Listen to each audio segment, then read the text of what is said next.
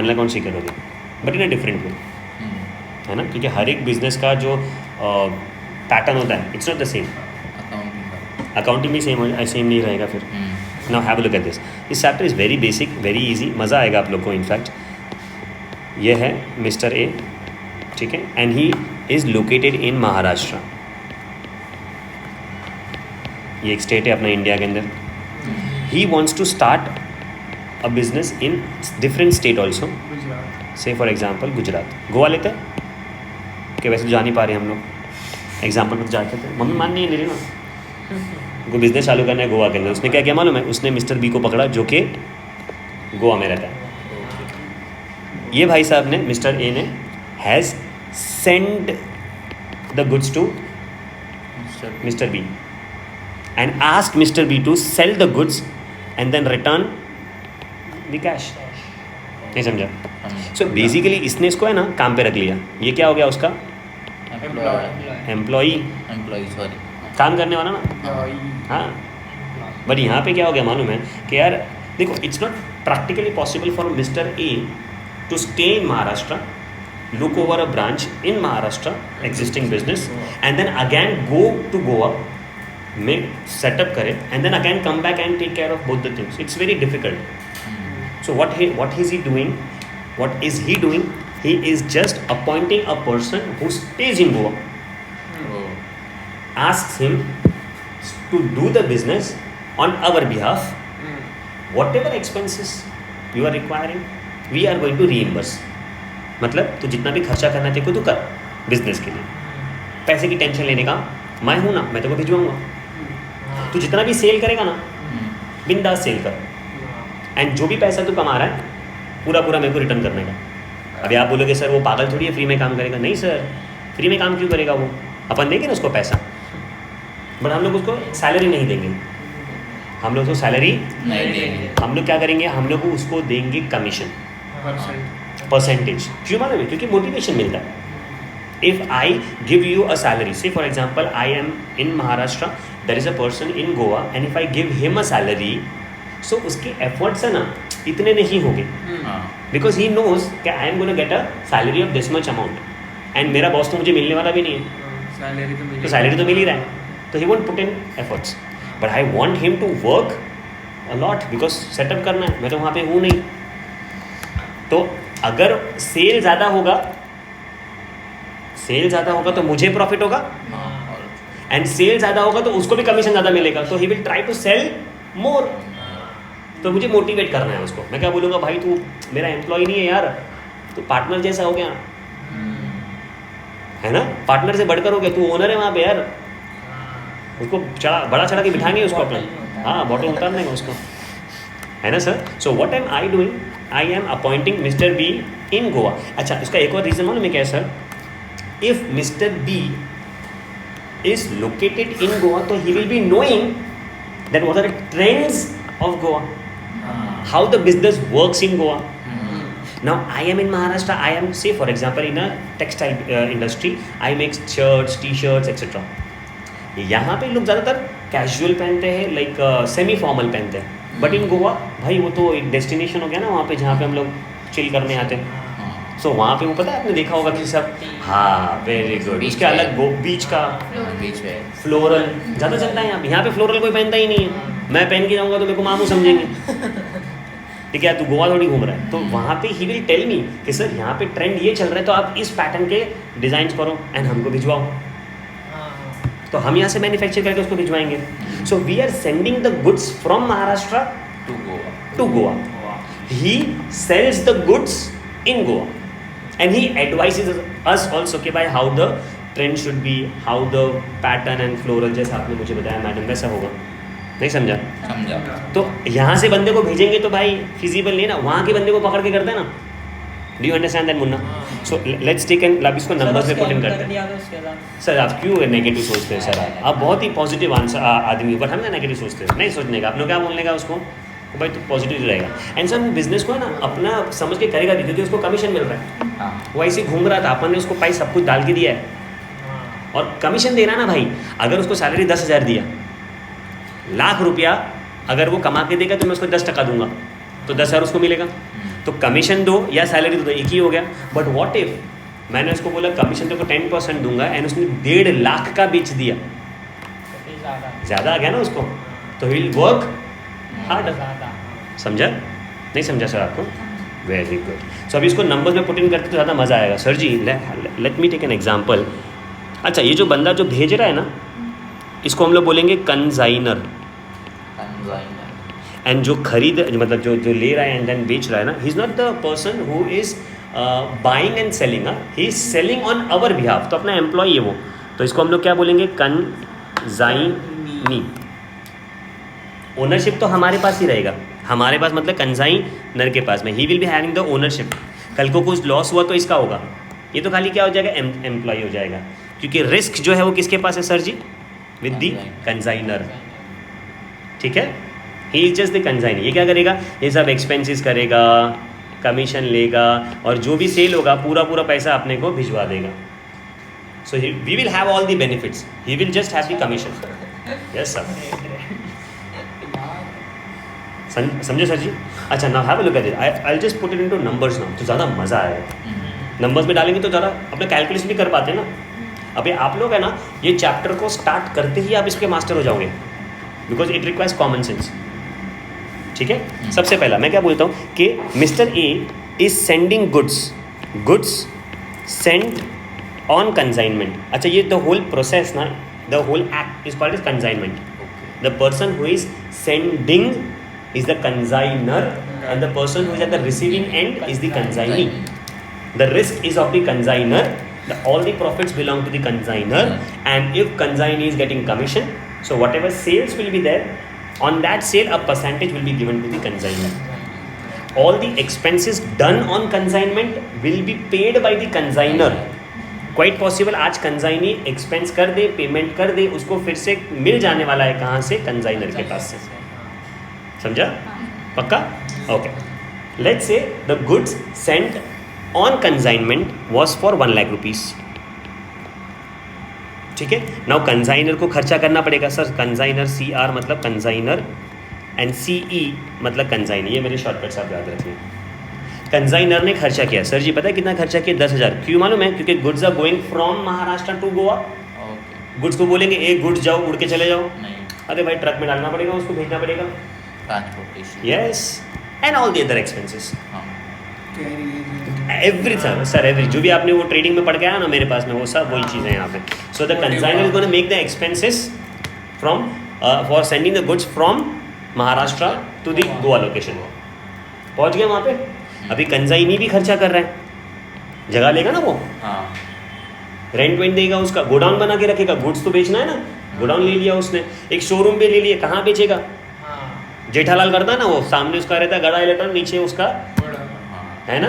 वैसे यहाँ पे भी बोलेगा ना यार, तो रेंट कौन देगा? पैसा अपन देंगे. I am taking an example. The consignee has spent in all 10,000 rupees godown का, यहाँ से उठा के लेके जाने का एंड एक्सेट्रा. अपन ने ट्रेन में भिजवाया, सो स्टेशन पे आ गया.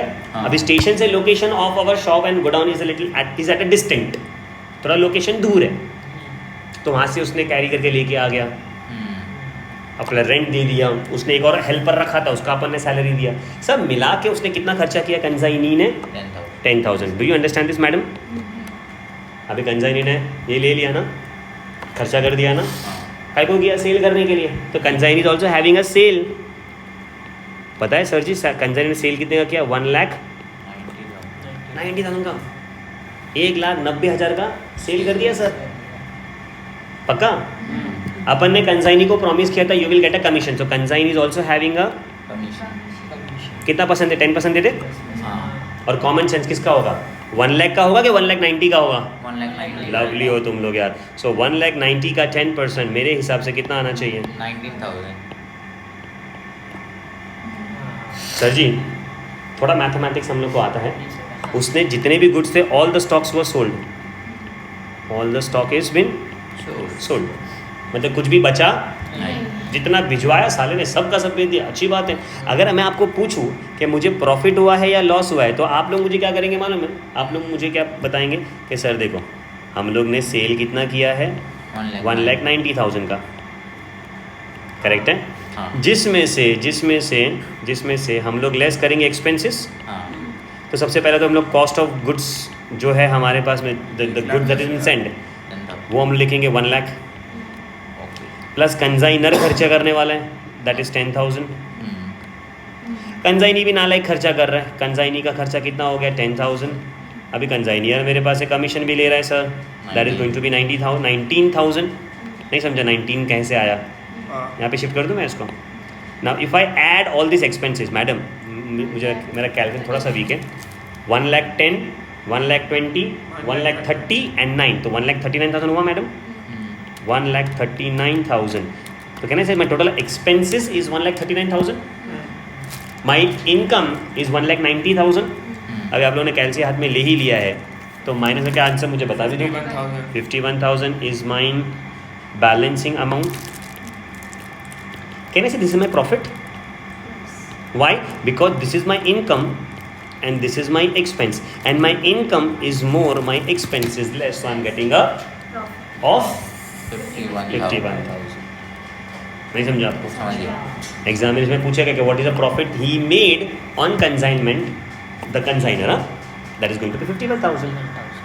now if I ask you sir ji what is the amount earned by the consignee, तो it is only one। अरे lovely हो तुम sir, 19,000।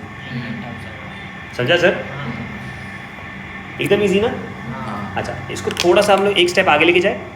If I ask you sir, if I ask you, बहुत basic पूछ रहा हूँ मैं आपको, when consignee will make the final settlement, मतलब क्या कि जितना भी पैसा कमाएगा उसको लौटाना पड़ेगा ना। किसको लौटाना पड़ेगा सर जी? कंजाइनर को लौटाना पड़ेगा। तो अभी कंजाइनी ने कितना पैसा लिया एंड कंजाइनी को कितना पैसा चुकाना है वो अपने को देखते हैं। तो सबसे पहला consignee is going to receive cash received by consignee, is it 1,90,000 sir? Consignee अपना पैसा काट लेगा ना। कंजाइनी अपना कौन सा पैसा काटेगा? जो उसने खर्चा किया है। सो कंजाइनी एक्सपेंस कितना है वो? 10,000। So minus 10,000 madam. Very good. Consignee is going to also deduct its commission, that is going to be 19,000। Sir जी आपने मुझे एक आंसर बताया था, कितना था वो? 1,90,000 minus 29,000, that is going to be 1,61,000। Math strong है सर का भी। मतलब 1,61,000 consignee is going to reimburse, consignee is going to send it to the consignor. तो कंजाइनर कितना पैसा रिसीव करने वाला है? 161। नहीं समझा? कंजाइनर विल रिसीव, मतलब consignee will pay to the consignor. पक्का? मुझे आप लोग को पता है क्या सिखाना है? मुझे आप लोग को अकाउंट सिखाना है यार, कि how will this information be presented in the accounting form. मतलब मुझे आपको अकाउंटिंग लैंग्वेज में इसको लिखना है बस, और कुछ नहीं। मेरा काम क्या होगा? आपको बताना कि भाई अकाउंटिंग लैंग्वेज में इसको कैसे प्रेजेंट करते हैं। Can you do that? चलो सबसे पहले यहाँ पे एक छोटू सा हम लोग अकाउंट बनाते हैं। This is going to be mine consignment account. Madam इसको मैं कंजाइनमेंट बोल दूँ? Consignment account. अच्छा this will be the books of consignor. हाँ ठीक है। कंजाइनर की बुक में 2 अकाउंट बनाऊंगा, one will be consignment and one will be consignee account. ठीक है सर जी। मैंने गुड्स सेंड किया था, goods sent on consignment, was it for 1 lakh rupees? ये इन्फॉर्मेशन यहाँ पे से कट करके लिख दूँ मैं बच्चे? बार बार यहाँ से मैं ऐसा टेंशन नहीं देखने का। Copy paste. इसका इतना मगजमारी है ना। चलो है ना सर? देखा मैं तो मुझे लगता है कि मैं टकला है सर, बट अपने पास स्मार्ट लग रहा। सर जी मैं इन्फॉर्मेशन यहाँ पे लिख रहा हूँ उसको, ठीक है? चलो तो good Saint on consignment was 1 lakh rupees, मैंने इसको लिख दिया। चलो ये कहानी ख़त्म हो गई। नेक्स्ट क्या है? Consignor expense. चलो मुझे बताओ, ये कंसाइनमेंट के अंदर ये डेबिट साइड है और ये क्रेडिट साइड है, एंड आपको बताने की ज़रूरत नहीं पड़नी चाहिए। Debit is for expenses, credit is for So if the consignor is making any expenses, I'll be writing it over here. 10,000. Sir ji consignee ने भी खर्चा किया है ना 10,000 रुपीज, वो भी लिखना पड़ेगा, बट वो कहाँ लिखोगे मालूम है? डेबिट साइड पे ही. यस और no? Consignee expense how much? 10,000. Sir consignee ने खर्चा किया है. यस, कंसाइनी ने अगर खर्चा किया तो उसको फिर से रीपे भी करना पड़ेगा. Very good. क्योंकि कंसाइनी मेरे लिए क्या बन जाएगा? क्रेडिटर हो जाएगा ना. अच्छा, फिर भी समझ में नहीं आता है तो कहने से consignee is the giver of पैसा, क्रेडिट द गिवर, है ना. तो यहां पे मुझे कंसाइनी अकाउंट के अंदर भी लिखना पड़ेगा how much? 10,000 I have to repay to the consignee. तो मेरे लिए लायबिलिटी हो गया ना. एंड हर एक लायबिलिटी का बैलेंस भी क्या होता है सर जी? क्रेडिट. तो यहाँ पे whenever consignee is making any expense और एनी ट्रांजैक्शन, तो it will B return in the consignment account and consignee account. मतलब ये खर्चा हो गया एंड मुझे उसको चुकाना है, because amount is been paid by the consignee. समझा sir ji? Sir ji again same thing. Consignee will ask me for the commission. So कहना ही से मेरे लिए खर्चा हो जाएगा. सो कंसाइनी कमीशन कितना है? 19,000. सर जी मुझे ये अमाउंट भी पे करना है कंसाइनी को, मुझे ये अमाउंट भी पे करना है कंसाइनी को.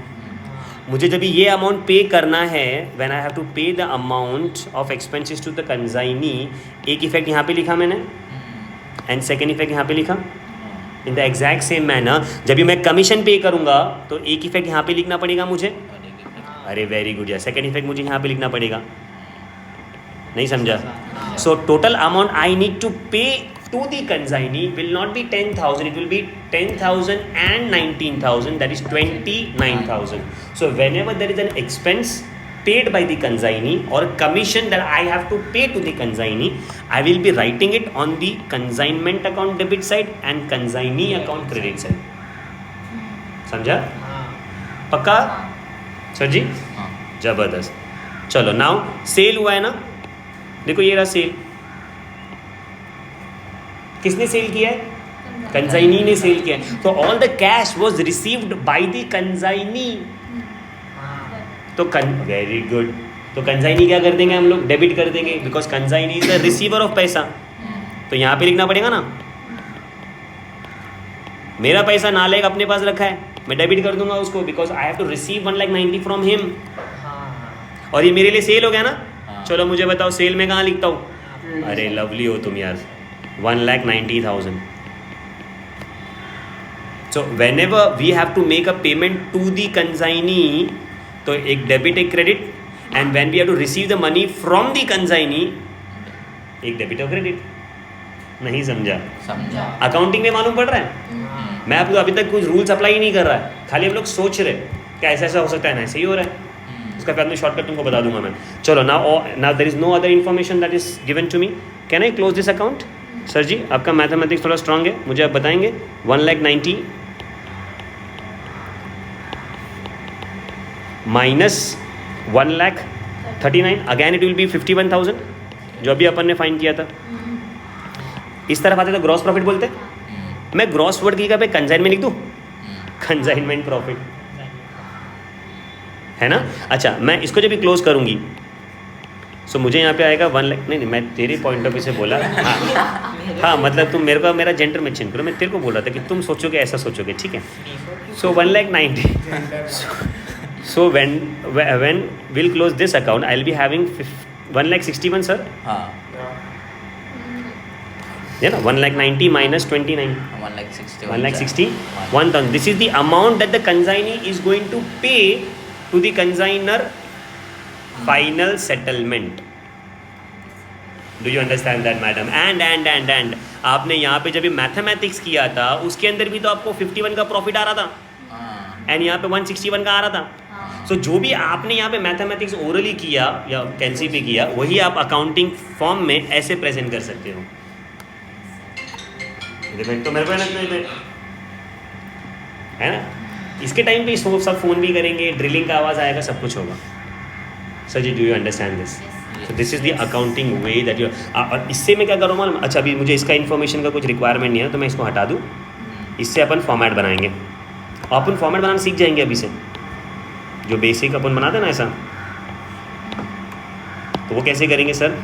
If this is my consignment account and if this is my consignee account, debit side पे मैं क्या लिखने वाला हूँ? डेबिट साइड पे लिखूंगा to goods sent on consignment. अगर कंसाइनर खर्चा करेगा तो यहाँ पे लिखना पड़ेगा डेबिट साइड पे, कंसाइनी कोई खर्चा करेगा तो यहाँ पे लिखना पड़ेगा एक तो कंसाइनी में। और एक उधर क्रेडिट। अरे लवली हो तुम यार। कंसाइनी को कमीशन देने का है तो एक यहाँ पे लिखेंगे हम लोग, अगेन यहाँ पे लिखेंगे लेजर। कंसाइनी कुछ सेल कर रहा है तो यहाँ पे लिखना पड़ेगा और यहाँ पे लिखना पड़ेगा। Thank you so much sir.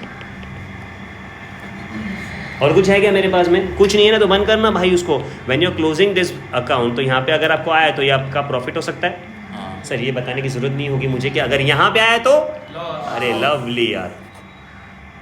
Sir जिसको बंद करूंगा मैं तो definitely and every time I will be having a balancing figure over year only. क्यों मालूम है? क्योंकि साले पूरा पैसा तू लेके बैठा है ना। ये जीपी का सिस्टम अभी तक आया नहीं है इसके अंदर, अकाउंट्स के अंदर, कि भाई सबका सब पैसा वो कंसाइनर के पास जा रहा है। ये सब नालायक लेके बैठा है। तो यहाँ पे बैलेंसिंग फिगर आएगा, ये हमारा क्या होगा? Final settlement. आगे क्वेश्चंस आएंगे अलग अलग तरह के, but do you understand how this format and कैसे करना है ये सब चीज़ें? पक्की बात है? समझ गया सर। श्योर है? चलो आगे बढ़ते